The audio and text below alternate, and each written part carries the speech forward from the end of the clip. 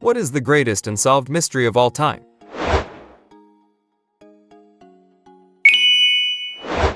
Disappearance of Asha Degree in 2020, 9-year-old girl that packed a bag in the middle of a storm and was last seen walking down a highway. A driver approached her to help and she ran into the woods and was never seen again. Nothing suggests why she would run away. Her book bag was found a year later. Most likely she was abducted while walking, but why did she leave her house in the middle of a raging storm? This happened in a town near me. There are signs still up asking for information with her picture. I love unsolved mysteries, but one that always gets me is the murder of Missy Bevers. She was killed in the early morning at a church that she taught yoga at. Security footage from the church showed the murderer roaming the halls of the church all night, but that's not what's weird. What's weird is that the murderer was dressed head to toe in police riot gear. It is the weirdest and eeriest video footage and is just unsettling. There is lots of theories, but her murder has never been solved, and I believe there has not even been a real suspect in the case. The aerial school landings in Zimbabwe. 60+ school children saw crafts landing and beings coming out of them. The kids interacted with the beings. They were put under evaluation by a Harvard psychiatrist. They all told virtually the same story and drew the same drawings. It was concluded that they were telling the truth. The disappearance of the Springfield 3 is a top contender for me. Long story short, in the early morning hours of June 7, 1992, these three women, Cheryl Levitt, 47 years old, her daughter Suzanne Susie Streeter, 19, and Susie's friend Stacy McCall, 18, all vanished from Cheryl and Susie's home following a night of fun and partying, as it was the girls' high school graduation. All their personal belongings, their cars, purses, and even the little dog was left behind. There were no signs of a struggle or foul play. However, the front porch light's glass globe was broken and not swept up, and there was a weird message of the answering machine that accidentally got deleted. Yet, no trace of the three women has ever been found, and the case remains unsolved 30 years later. My favorite is the Chicago TV hijacking. During a Doctor Who rerun in 1987, somebody dressed as Max Headroom hijacked the TV signal for a minute and a half, during which he exposed his ass and got spanked by a woman and mocked Coca-Cola. FCC has been investigating for years and nobody has been charged. It's also one of the more innocent. No one was hurt, no demands were made. It was just some crazy stunt that seemed to done just for the sheer hell of it, and they have never been caught. One of my favorites as well, for sure. Coca-Cola was hurt, and Coca-Cola never forgave. One I am always fascinated with is, I believe in the mid-2000s, a student at Ohio State mysteriously disappeared, and to this day they have no idea what happened to him. Basically, he went out to a popular bar with friends. The security camera sees him walking into the bar, and this is the only entrance. Exit, as the bar is in a larger building, but it never sees him leave the bar at the end of the night. His name was Brian Schaefer. It's an interesting story, mystery to take a look at. What the hell happened to the three escapees of the inescapable Alcatraz? If they did survive or not, but if they did, that's one hell of a plan to escape undetected till to this day. Saw a documentary produced only a few years ago that theorized that they did in fact make it off the island, but not how everyone typically thinks they did. The theory is that they hitched a ride on the last outbound ferry that left the island that night, not on board, but rather being towed behind it. Apparently, the Anglin brothers grew up body surfing the lakes and rivers by their hometown, being pulled by motorboats, so had experience with it, and an electrical extension cord was reported missing. The Yuba County 5, one of the detectives interviewed at some point, said not a damn thing about this case makes any sense at all. 5 guys with minor disabilities go to a basketball game. They have their own very anticipated game to play, and the next morning, one of the guys even laid out his uniform for the next day. They leave the game they were spectators for. On the drive home, they stopped to buy snacks. The rappers were found in the car and the cashier remembered them. Then, instead of going home, they drive miles and miles out of their way to a national state park, leave their perfectly functioning and fueled car to wander unprepared into the snowy wilderness. A witness claims to have seen a second vehicle and perhaps a woman. A convenience store nearby claimed to have seen them the next day, but 3 of them are found dead in the woods, believed to have died from exposure. A 4th one is found in a trailer in the woods that had sufficient food and heat sources to survive for quite a while, having apparently starved to death and losing to 100 pounds before succumbing to that and hypothermia. He had approximately 13 weeks of beard growth. The last man has never been found. So, firstly, why? And then why starve to death in the woods for weeks? If it was foul play, for what purpose? Their car was not stolen. There was no money to be gained. Even if it was some weird cult thing, none of them were apparently harmed. They all just died in the woods from staying in the woods. The mystery of Casper Hauser. A youth found wandering Germany in 1828 wearing undersized clothes and no communication skills. After being educated, he claimed to have grown up in the total isolation of a darkened cell. Years later he died after being stabbed by a stranger, who gave Casper a cryptic note, but officials suspected he stabbed himself. I read somewhere that the Vatican Library has some books which are kept hidden to this day, as they were deemed heretical. Would love to know if it's true, and if so, what do they say? Where is the tomb of Alexander the Great? My absolute favorite theory is that with the rise in Christianity, people didn't want to venerate a pagan anymore, so they stopped taking care of the tomb.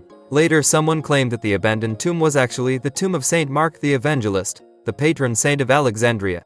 For centuries after his death, people routinely wrote about visiting Alexander's tomb in the city. Then all mentions of it go dark. Then people start talking about visiting Saint Mark's tomb in the city. I think it was convenient to reframe the grand tomb to venerate a new person.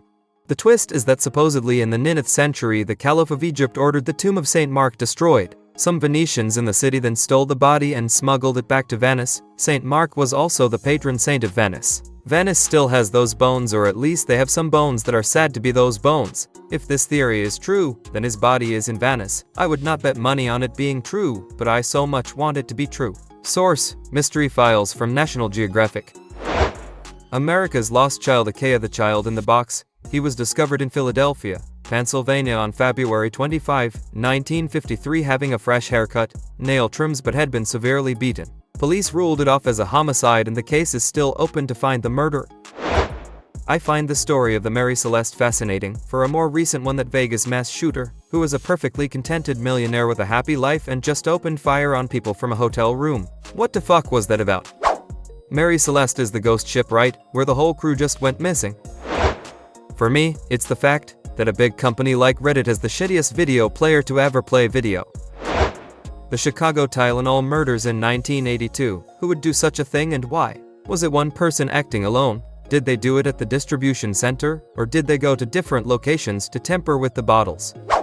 They found the tampered with bottles to be at just one store. Cyanide mixed with the Tylenol, so more people may have had the tempered product, but threw out the bottle before taking any of the deadly pills. Created the safety standard we have for bottles today, though. Where is the grave site of Genghis Khan? This guy conquered most of the known world, including China, Persia, Russia, and the Asian steppes. But to this day his burial site is still not known. Who knows what kinds of riches he left behind in his tomb, and what significant discoveries can be made if it was ever found. The Beaumont children is a really compelling one. I think the suspect outlined in the book The Seton Man is probably responsible. The most compelling detail I recall goes something like this. Decades after the crime, a writer is researching a potential suspect named Harry Phipps, who already has some circumstantial evidence implicating him. Phipps is now dead, so the writer goes to his widow's house to interview her about the case. He ends up in the basement of the house at one point, and a white purse catches his eye. If you are familiar with the Beaumont case, you probably know that it is believed that the perpetrator likely stole the white purse of the eldest girl and used their inability to get home as an opportunity to abduct them. It's also the sort of memorabilia that the killer may have kept. The purse the writer finds in the Phipps basement is a dad ringer for the missing one. He asks the widow where it came from, and she says she recently bought it at a thrift store. This is strange, because it's an item you would not expect an adult to carry. He asks her if he can borrow it. She refuses and asks him to leave. He reports it to the police. They go back to the house with a warrant the next day, and she tells them she has since thrown the purse away. The end. The disappearance of a 9-foot great white shark off the coast of Australia. In 2023, researchers tagged a 3-meter, 9-foot, female great white shark to measure water temperature and at what depth. However, the shark disappeared for months later. The tag was washed ashore, and the researchers found out that the shark dived to a depth of around 610 meters, 2,000 feet, where the temperature shot up from 7 Celsius to 25 Celsius, 46 Fahrenheit to 78 Fahrenheit. This caused them to believe that the shark was eaten and are now on the hunt for the creature. This has been solved. The movement patterns match that of migrating great white sharks, and the temperature recorded is consistent with the internal temp of a migrating great white shark. By tracking size to speed, they were able to estimate the size to be a 16F great white, which is within their size limit. So it was concluded to be a cannibal great white shark. Cannibalism among sharks is not uncommon.